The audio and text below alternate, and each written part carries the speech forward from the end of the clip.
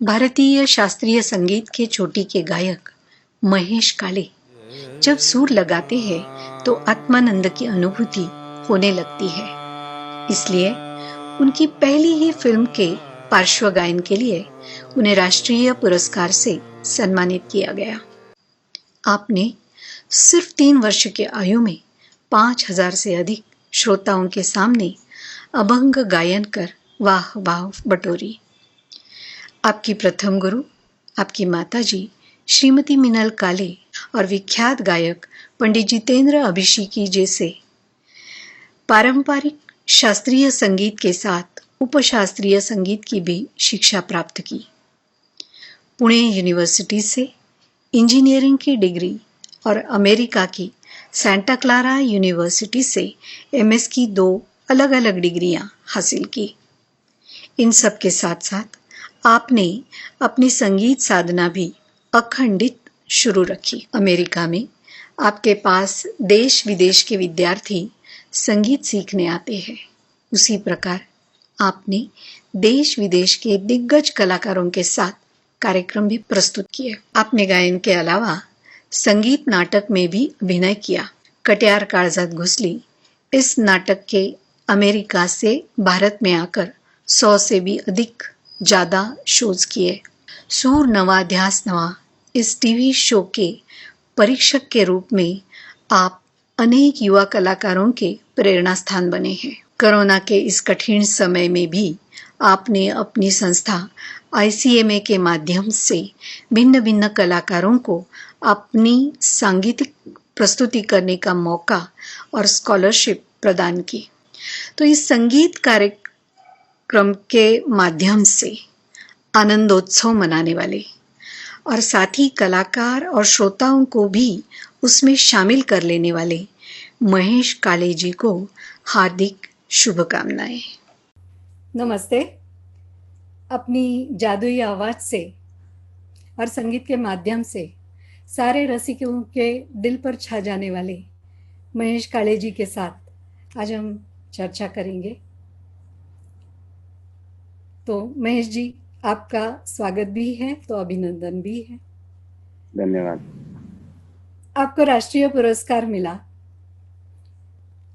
फिर सुर नवा ध्यास नवा, इसमें आपने जो जज की भूमिका निभाई उससे विशेष वो लोकप्रिय हुई।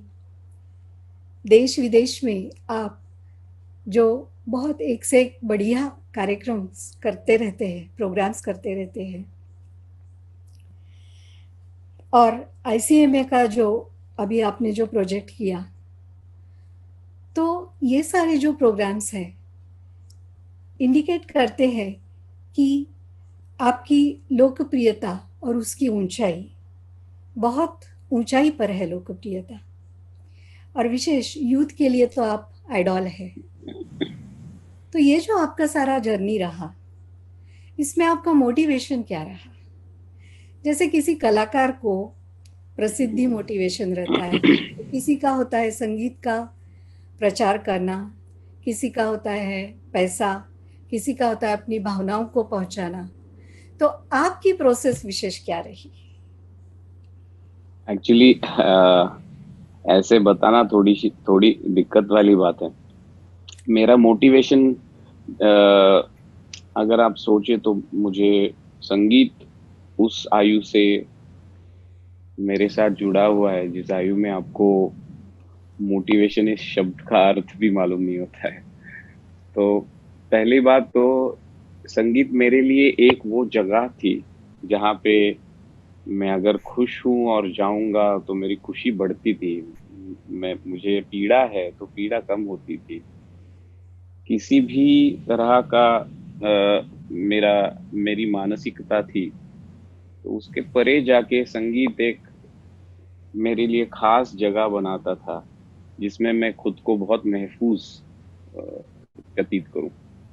और तो बस मेरी मोटिवेशन शायद यही था कि एक आत्मानंद या चिरंतन आनंद जो होता है, जो बहुत ही सात्विक ध्वनि रूप में आपको मिलता है, उस तरह का आनंद जिंदगी भर मिले तो उससे बड़ी बात नहीं है।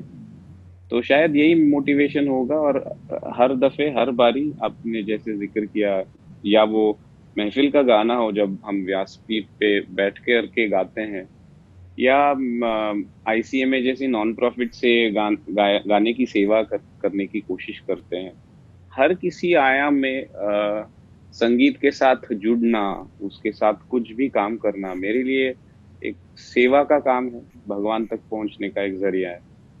तो बस यही मोटिवेशन है। बहुत अच्छा। तो आपने मतलब गाते समय या प्रोग्राम्स करते समय, ये कार्य करते समय जो आपका खुशी मिलती है, आनंद मिलता है, वो भी सबको इस प्रकार से, आप आनंद की स्थिति में रहते तो सबको आनंद मिलता है। तो यही एक जाहिर सी बात है, आप एक बच्चा देखते हो, अगर वो हंस रहा होता है तो आपको भी अच्छा लगता है। अगर रो रहा होता है तो आपको लगता है अरे क्यों रो रहे हो, शांत हो जाओ। तो मुझे लगता है कि जो चीज आपको अंदर से हंसने को मजबूर करे वो हर किसी को करनी चाहिए। मेरे लिए संगीत है। और संगीत में इतनी ताकत है कि संगीत परमात्मा तक, ईश्वर तक हमें पहुंचा सकता है। तो जब आनंद और संगीत दोनों इकट्ठा हो जाते हैं तो कलाकार भी उस मकाम मुकाम पर पहुंचता है, तो साथ साथ सुनने वाले भी पहुंचते हैं। जरूर। एक हमारे किसी पूर्वजों ने कहा है कि स्वर और ईश्वर, ये दोनों एक ही दिव्यत्व के दो रूप है। संगीत ये जरिया भी है और ये ईश्वर भी है। आप संगीत के साथ हो तो साधना करते हुए भी आप उस कुछ दैवी चीज को महसूस करते हो, और वो जरिया भी है। जिस तरह से आप जाते हो तो अंत में एक आध बार कभी ऐसा होता है कि आपके आपके आकलन के, आपके काबिलियत के परे परे जाके कहीं किसी चीज को ऐसे शायद छू के आते हो, जहां लगता है कि ये अ, अपनी जिंदगी, अपना बनाया हुआ जो है उसके आगे जाके कुछ है। और मुझे लगता है उस आगे जाके कुछ है कि परिभाषा या उसका आनंद का प्रमाण करना बहुत मुश्किल बात है। और और एक ये भी चीज है कि ये करते हुए जितने लोग उसके उसमें सहभाग लेते हैं, जैसे आप अगर प्रोग्राम में हो और अगर आप गा रहे हो, तो वो एवलांच इफेक्ट कहते हैं जिसको, कि मैं भी हंस रहा हूँ, आप भी हंस रहे हैं, मैं भी गा रहा हूँ, आप भी मन में गा रहे हैं, मुझे भी आनंद महसूस हो रहा है, आपको भी हो रहा है। तो इससे ज्यादा अच्छी बात कौन सी है। बहुत अच्छा। इसी कड़ी को आगे लेते हुए हम थोड़ा सा देखेंगे आज के माहौल में, जहाँ सांस्कृतिक मूल्यों का ह्रास हो रहा है, सामाजिक सामंजस्य का भी अभाव है, धार्मिक मान्यताएं और रीति रिवाजों की गलत धारणाओं के कारण वातावरण में एक प्रकार की जो डलनेस आ गई है, या जो ह्रास अनुभव होता है। तो एक कलाकार समाज में शांति, प्रेम, खुशी, भाईचारा बनाए, और ये बनाए रखने में क्या योगदान दे सकता है। और उसी कड़ी को फिर आगे लेते हुए इस, हम ये कह सकते हैं, या एक नेक्स्ट सवाल ये भी आएगा कि इस योगदान के लिए कलाकार के वैल्यूज, दृष्टिकोण, मानसिकता, उसके कला के प्रति क्या होनी चाहिए। आ, पहला उत्तर मैं दूसरे आपके प्रश्न का देता हूँ। मानसिकता, ये जो कला हो या आप मनुष्य करके आपका जीवन व्यतीत कर रहे हो समाज में, मुझे लगता है मानसिकता एक ही है कि आप प्रामाणिक रहे, बहुत ऑनेस्ट रहे, आप इंस्पायर्ड स्पेस में रहे, और आप अपने आनंद को लोगों के आनंद के साथ अलाइन कर पाए। दिक्कत तब होती है कि आपका छीन करके बाद में मुझे अगर मिलेगा आनंद, तो वो आपने जो कहा डलनेस आता है या समाज में थोड़ा सा इम्बैलेंस आता है। लेकिन इसलिए भी मैं खुद को बहुत भाग्यवान महसूस करता हूँ कि मुझे जिसमें आनंद मिलता है वो बहुत अच्छी तरह से समाज के साथ अलाइन होता है। मैंने पहले ही जैसे कहा कि मैं गाता हूँ तो मुझे भी आनंद मिलता है, लोगों को भी आनंद मिलता है। और जो पहला आपने प्रश्न पूछा, अ, उसका भी उत्तर वही है कि जब एक तो हर जमाने में देखिए, राम युग में भी तो वहां दानव थे जिनका नाश करके उनको सत्य को आगे बढ़ाना पड़ा। तो उन्हीं के भक्त हैं हम। और आज तो जरूरत ज्यादा है क्योंकि इम्बैलेंस थोड़ा ज्यादा है, तो अच्छा करने की जरूरत भी ज्यादा है और उसी वजह से मोटिवेशन भी ज्यादा है। अ, हमेशा जब आप कहते हो कि आज ये चीज गलत है, वो चीज गलत है, तो कैसे करोगे? तो मुझे लगता है उसको एक अपॉर्चुनिटी की तरह देखना चाहिए कि अगर कुछ गलत चीज हो रही है, उसका मतलब ये है कि आप उसको सरल अगर करोगे तो और अच्छा ही समाज में आ सकती है। और अच्छाई किसको अच्छी नहीं लगती है, सभी को अच्छी लगती है। तो आप अगर उसमें भागीदारी जमाओ तो उससे बेहतर कोई बात नहीं होती। तो साथ साथ इसी बात को हम अगर कला से जुड़ते हैं, संगीत कला है या कोई भी परफॉर्मिंग कला है, तो इससे जोड़ते हैं। जैसे आपका भी अनुभव मैंने सुना था एक बार कि पहले आप थोड़े चंचल थे, पर जैसे ही आप संगीत का अभ्यास करने लगे, रियाज करने लगे, आपके गुरु जो हैं उनके साथ पास जाने लगे, तो आप खुद अंदर ही जो एक शांति है, जो खुशी है, वो बढ़ गई और उसके कारण कला में बहुत अच्छी तरह से एकाग्र हो करके वो आज आपने जो स्किल्स अपनाई हैं, सारे कलाकारों को वो मोटिवेट कर रहा है।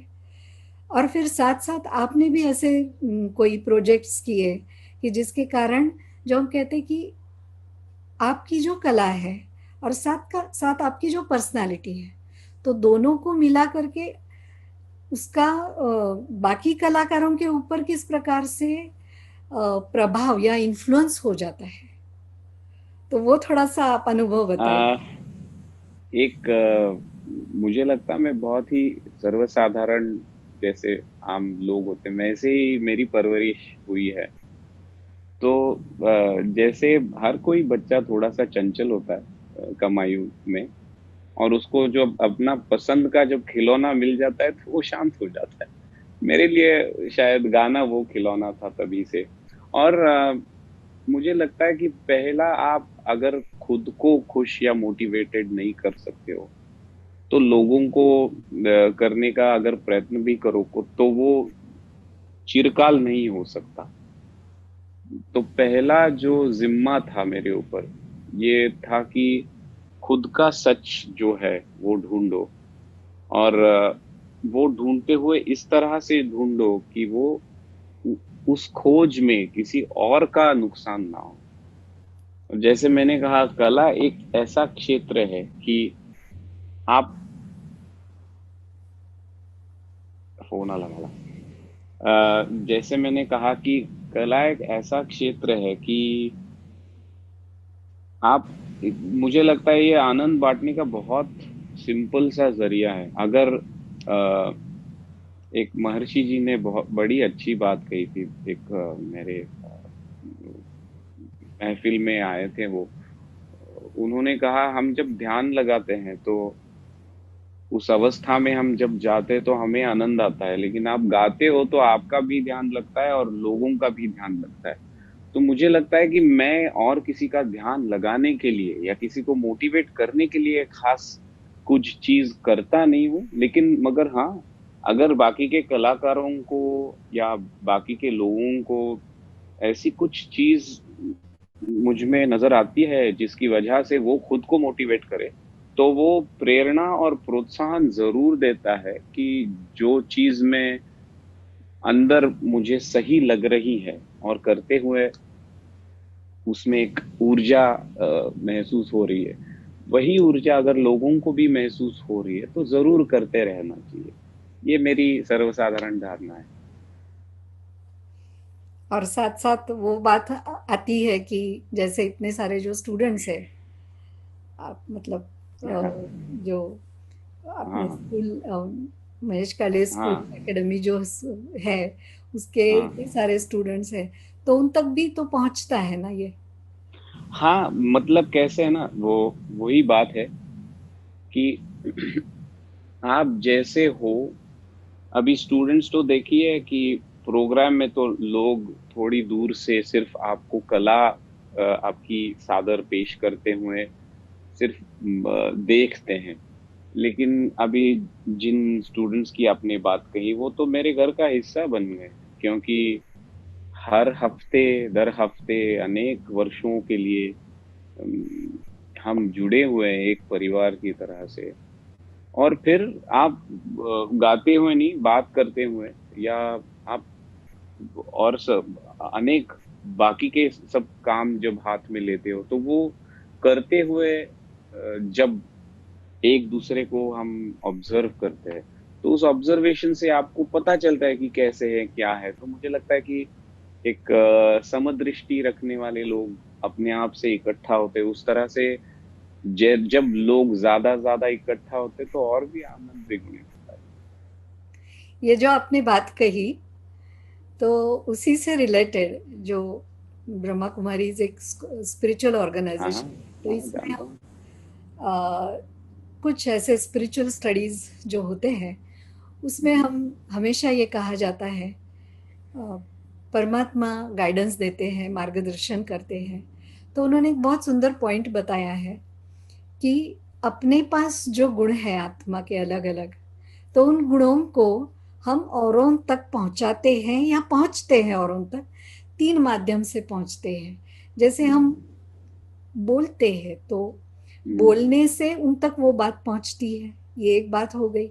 दूसरे जो बात अभी आपने कही कि हम जो प्रैक्टिकली आचरण। कर्म में करते हैं जो बातें, तो वो जो जो संपर्क में आते हैं वो सब देखते हैं, उससे इंस्पायर्ड होते हैं, और उससे भी वो जो गुण है वो उनको मिलते हैं। हम्म, और तीसरा है कि कोई भी बात में अगर हमारी मन की भावना बहुत स्ट्रांग है, जो भी हम एक्टिविटी कर रहे हैं, कहो प्रोजेक्ट कर रहे हैं, तो उस वो बहुत अच्छा हो, उसकी पॉजिटिविटी के लिए, उसके कल्याणार्थ, जो हमारी मन की बहुत पावरफुल ऐसी शक्ति है, भावना है, तो वो भी तो वर्क करती है। तो इस तीन मुझे लगता प्रकार है से। आपने जो तीसरा पॉइंट जो बोला उसके ही अंतर्गत पहले दो आते हैं, क्योंकि राइट। इंटेंट से ही सारी चीजें शुरू होती है। आपका इंटेंट क्या है? शायद आपने जो शुरुआत में कहा कि लोगों को अगर मेरा गाना छूता होगा तो मेरे पास एक ही चीज है, वो सिंसियरिटी ऑफ इंटेंट।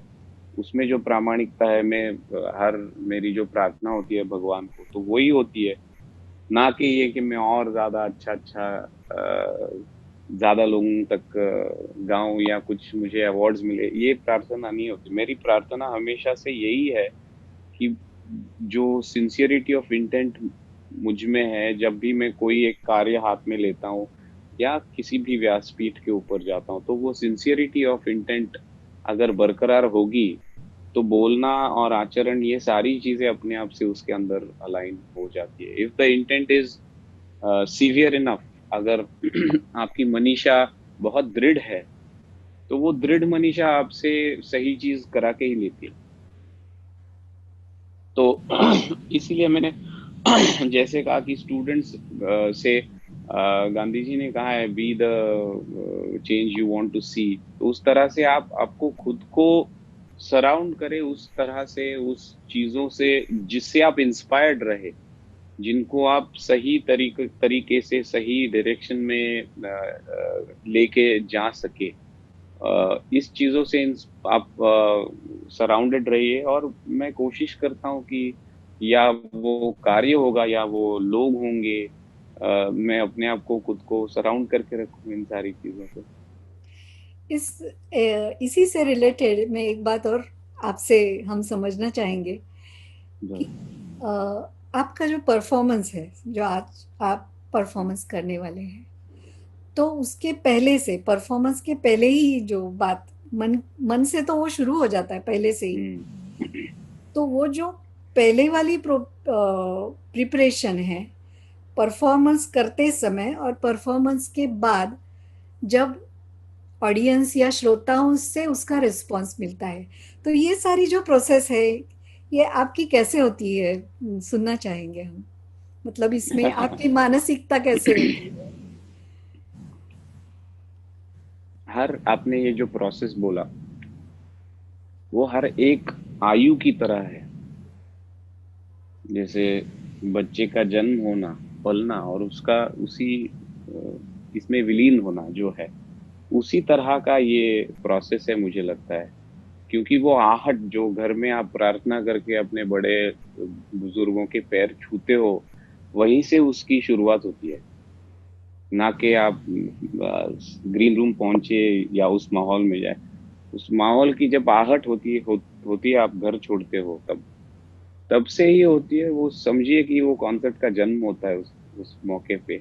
और फिर जैसे उसकी मशागत की जाती है, उसको नहलाया खिलाया जाता है, वैसे ग्रीन रूम में बैठ के अपने सब साजिंदों के साथ, अकम्पनिस के साथ चर्चा होती है कि अभी किस तरह से इस बच्चे की परवरिश करनी है हमें। और बच्चा क्यों कह रहा हूँ, क्योंकि बच्चे की प्रति शायद अपनी माँ को सबसे ज्यादा प्यार होता है, जो मैंने अपनी माँ में देखा है। अपना सारा कुछ छोड़ के अपने से ऊपर अगर किसी को आप सोचोगे, तो वो प्यार आपको माँ से मिलता है। तो उस तरह से आप एक आयु पूरा जीते हो हर एक कॉन्सर्ट को। और फिर लोगों के सामने जब जाते हो, तो मुझे वो लगता है आप अनेक सारे आश्रम अवस्था होती है ना, बालावस्था से, तो वो होता है काम करने का एक। और फिर उसके बाद काम होता है, आप जब अपने श्रोताओं को एक नमस्कार करते हो, तो उनका मिला हुआ सारा प्यार, आनंद, आप नमो नमः की तरह उन्हीं को वापिस दे करके निकल जाते हो। तो ये जो प्रोसेस है पूरा, वो आप देखिए कि अगर हम ये समझे कि एक ही आत्मा अनेक सारे शरीरों के जरिए से एक परमानंद की तरफ पहुंचने की कोशिश करिए, तो मुझे लगता है हर एक गाने का मौका उसी तरह से। मेरे लिए तो हर कोई गाना एक त्योहार की तरह है, जिसको मैं बहुत मन से उसकी प्रतीक्षा करता हूँ।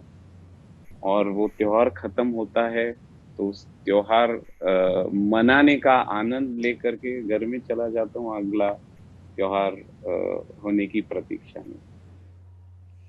तो इसमें ऐसे लग रहा है आपने जो कहा उस अनुसार कि परफॉर्म करना या अम, श्रोताओं के, दर्शकों के सामने जो परफॉर्मेंस हो रहा है, तो उसमें अ, खुद एक बहुत अच्छे जो गुण है, आत्मा के जो गुण हैं, जो कहेंगे कि आनंद स्थिति है, खुशी की स्थिति है, एक श्रद्धा भाव है, एक जो समर्पण भाव है, उस स्थिति में स्थित हो करके वो एक्शन का हो या कर्म हो रहा है, और फिर वो उसके कारण जो अनुभव हो रहा है गुणों का, वो औरों को मिल रहा है। इसी को हम्म। हम कह सकते हैं कि औरों को दिया जा रहा है। तो हम्म। जब उसमें हम इस बात को ऐसे कह सकते हैं कि जब श्रोताओं को या सुनने वालों को, देखने वालों को जब हम्म। देने का भाव है, तो आपको भी खुशी मिलती है। पर उनसे हम्म। कुछ लेने का भाव है कि ऐसे अगर कोई किसी आर्टिस्ट से होता नहीं, है कि कैसे है ना, अपनी महिमा करे, तो फिर उसमें प्रॉब्लम आते हैं या थोड़ा मुझे, हाँ, मायूसी आ जाती है। मेरे लिए तो ये व्यवहार नहीं है लेने देने का, बिल्कुल भी। मेरे लिए बांटने का है। और एक जैसे कहते हैं आप, हमारे पुराण में कहा है, वसुधैव कुटुंबकम, हम सब एक ही है। और हमें जो चीज मिली है, जिसमें हमको आनंद मिला है, हम अपने जरिए से बांटते हैं। मेरा जरिया वो म्यूजिक है। संगीत में गाता हूँ, लोगों को बड़ा आनंद आता है। उस माहौल के अंदर श्रोताओं का जरिया होता है दाद देना, तालियां बजती है, बहुत प्रेम मिलता है, वो भी तो जरिया बड़ा है ना। क्योंकि अगर आप मेरी नजर से देखो तो हर कोई एक ही आदमी को देख रहा हो, उनको एक ही गाना मिलता है, मुझे तो हजारों तालियां मिलती है, देखिए तो मुझे ज्यादा मिलता है हर बारी मैं जाता हूँ तो। और इसमें क्या है, हाँ वो व्यवहार के दायरे में जरूर है, it is a professional engagement, आप व्यासपीठ पे जाते हो, लोग टिकटें खरीद करके आते हैं, लेकिन जैसे कहते हैं ना, परमार्थ साधने के लिए जितना व्यवहार करना जरूरी है उतना कीजिए। तो एक बार व्यवहार, बल्कि व्यवहार मुझे लगता है कि it is necessity specially for a performing professional musician. तो वो होने के बाद जब आप स्टेज पे जाते हो ना, तो वो सारी चीजें वहीं दूर रह जाती है। आपके अंदर जो होता है ना, वो सिर्फ एक गाने के साथ रहने का, गाने के साथ रह के एक कुछ ऐसी दिव्य चीज है उसको महसूस करने का, उसकी सेवा करने का। और ये सब होते हुए जो अपने हैं, ना जाने क्यों मैं हर बार जब स्टेज पे चढ़ता हूँ और सामने देखता हूँ तो मुझे सब लोग अपने लगते हैं। ये काफी सारी आश्चर्य की चीज है मेरे लिए भी, क्योंकि मैं हर किसी को जानता नहीं हूँ, लेकिन जानने की जरूरत नहीं है, मैं पहचानता हूँ। जब बैठता हूँ तो लोग जिस तरह से हंसते हैं, जिस तरह से क्यूरियोसिटी के साथ मुझे देख रहे होते हैं, मुझे सुन रहे होते हैं, तो उससे ऐसा लगता है कि ये सारे अपने ही हैं। और ये अगर मैं गाना गा रहा हूँ, गाना गाने की कोशिश कर रहा हूँ, तो मुझे लगता है मेरी कोशिश में ही जो मुझे आनंद मिलता है वो कहीं ना कहीं उनके तालियों में झलकता है। तो मैं वहां जब जाता हूँ तो ऐसे नहीं लगता हूँ कि मैं बड़ा कुछ एक्सपर्ट नहीं हूँ, क्योंकि मुझे मालूम है मैं एक्सपर्ट नहीं हूँ।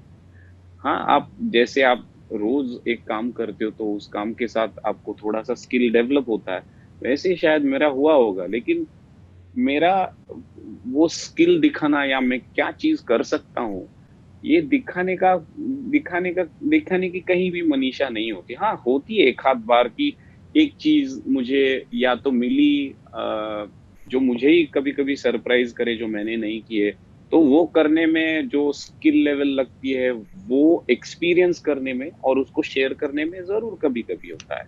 एक हाथ तान हो या एक हाथ सुर हो जो आपको लगता है अरे वाह इसमें बड़ी अच्छी बात है, तो आप उसको शेयर करते हो। लेकिन उसके अलावा ना, मैंने जैसे कहा कि एक आध छोटा बच्चा होता है, हम तो अपने इसमें अपने श्रोताओं को तो माँ बाप समझते हैं, देवा, माए बाप रसिक, ये सब चीजें। तो जैसे छोटा बच्चा, उसको आप एक छोटा हाथ में पेन या पेंसिल थमा दो और वो एक वॉल के ऊपर कुछ ऐसे करते रहता है, वो भले ही चित्र कन्वेंशनल टर्म्स में अच्छा नहीं हो, लेकिन वो निकालते हुए उसको जो आनंद महसूस होता है, उसी आनंद को जिस तरह से उसका परिवार उसको सराहता है, उसको कहीं ना कहीं उनको भी आनंद दे जाते हैं, उस तरह से मुझे लगता है मैं वो बच्चा हूँ जिसको एक अपने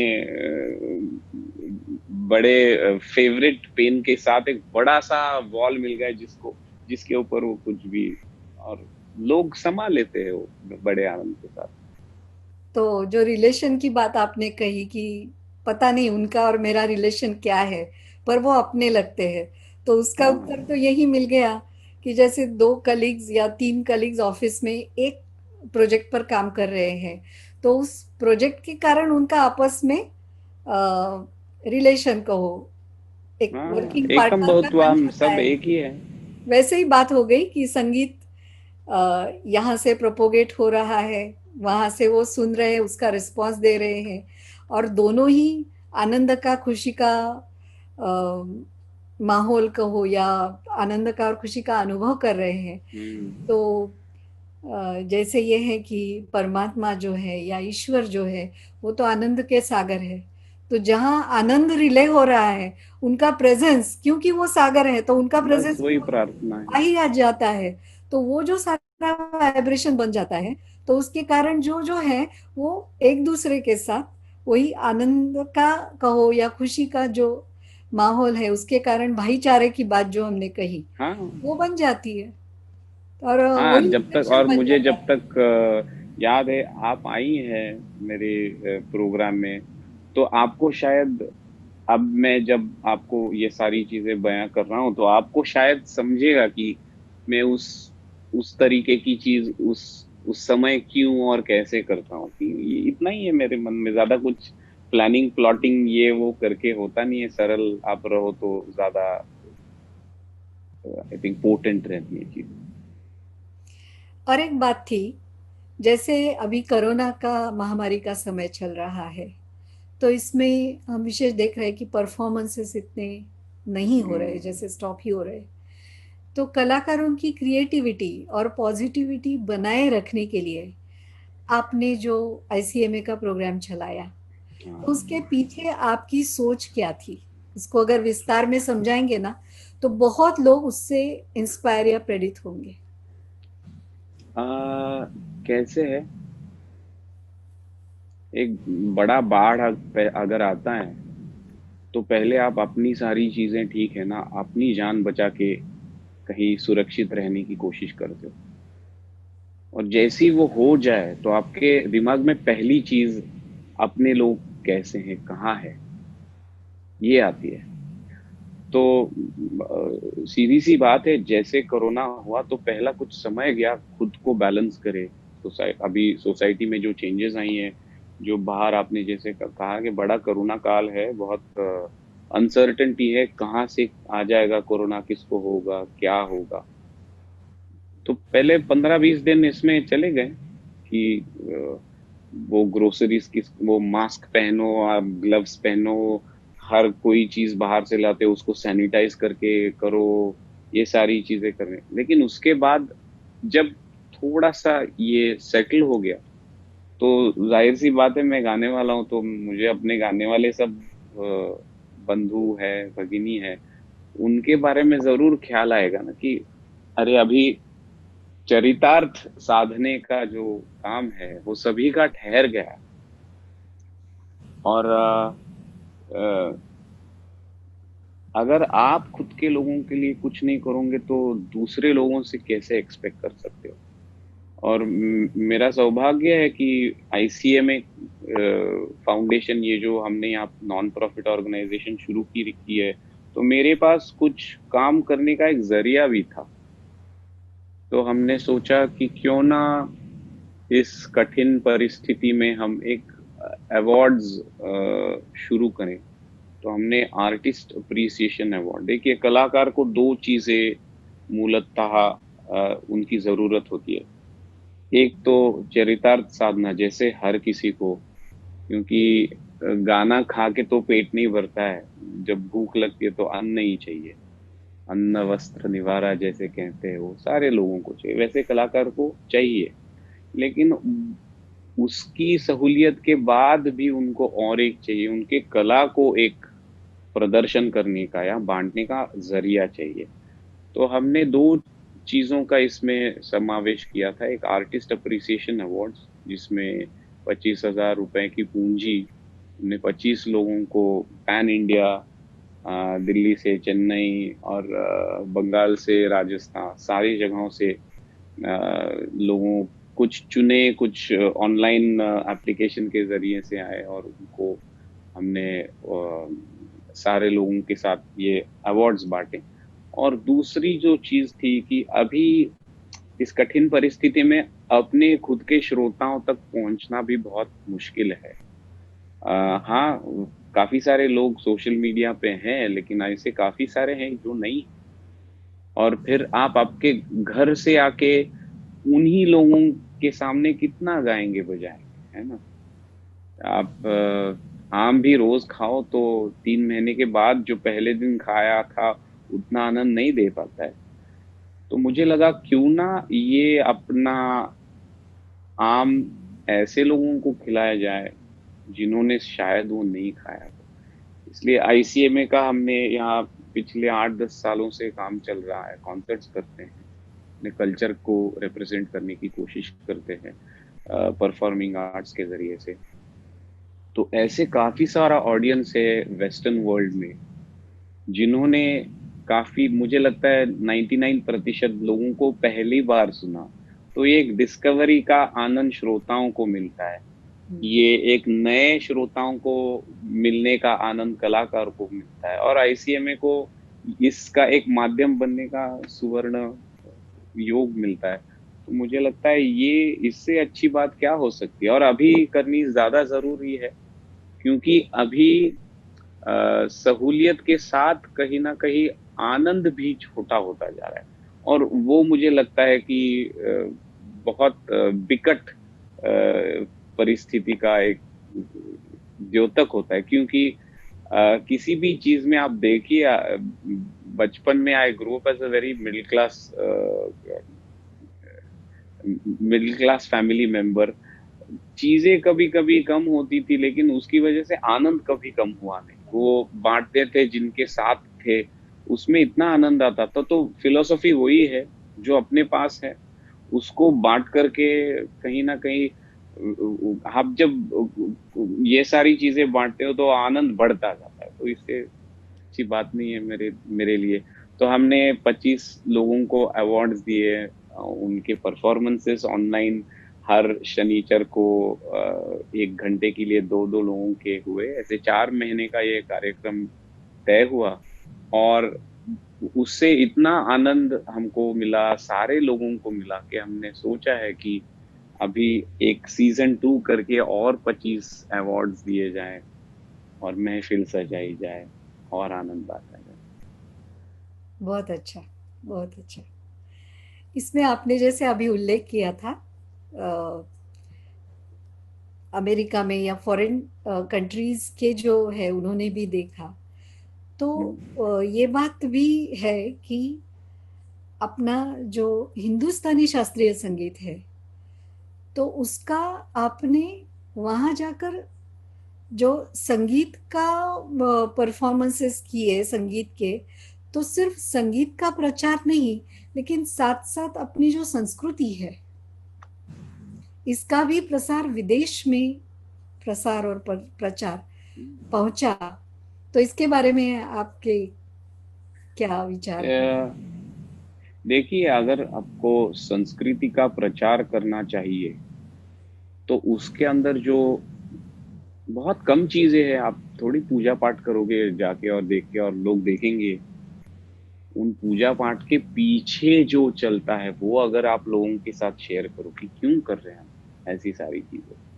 तो इसलिए योगा हो गया, योगासन में आपको वो एक, जैसे कहते हैं ना, वो कहते हैं music is a universal language. वो इसलिए कहते हैं ना कि हर म्यूजिक का ग्रामर सेम होता है, लेकिन इसलिए क्योंकि हंसी तो हंसी है। आप उर्दू में हंसो या स्वाहिली में हंसो, हंसी तो हंसी है। इसलिए अगर संगीत, खास करके शास्त्रीय संगीत, वो कहीं आध्यात्म और कहीं एक लेट्स से बिगर कॉज के लिए शुरू हुआ था। हाँ, उसको मनोरंजन की भी वैल्यू है, इसलिए अभी प्रोग्राम बड़े होते हैं, लेकिन that is just the tip of the iceberg. तो ये सारी चीजें, अब देखिए, छोटे बच्चों को अगर आप दवाई भी देनी है, तो उसको शुगर कोटेड दवाई होती है तो वो खा लेते हैं। वैसे ही मुझे लगता है संगीत जो है वो बहुत एक्सेसिबल तरीका है। ध्यान कैसे करते हैं, कैसे होता है, ये बांटने का। और मुझे लगता है संस्कृति को अगर आपको बांटना है, तो कला से बड़ा माध्यम नहीं है, बड़ा सरल है। बहुत अ, उसको अ, उसको आनंद उसका व्यतीत करना भी और महसूस करना भी इतना सरल है ट्रांजैक्शन, कि वो उसके इर्द गिर्द और कुछ चीजें करनी नहीं पड़ती है। मैं अक्सर चले जाता हूँ, मुझे याद है एक मैंने टूर की थी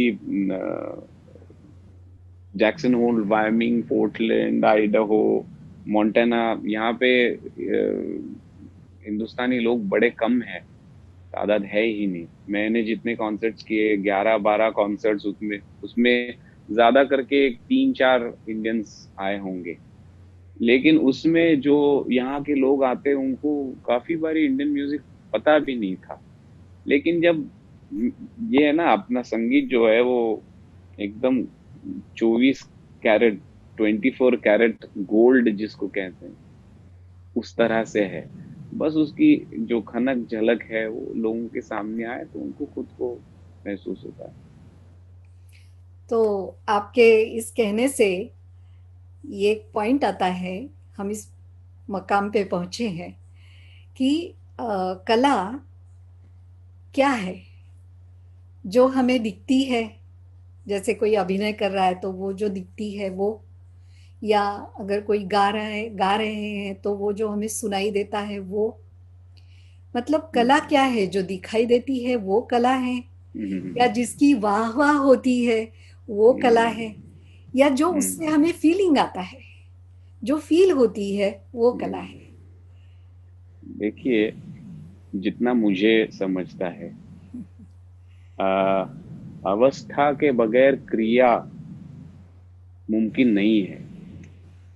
और जब प्रदर्शन के स्वरूप में कला होती है तो लोगों को उसकी सिर्फ क्रिया दिखती है, कलाकार को उसकी अवस्था महसूस होती है।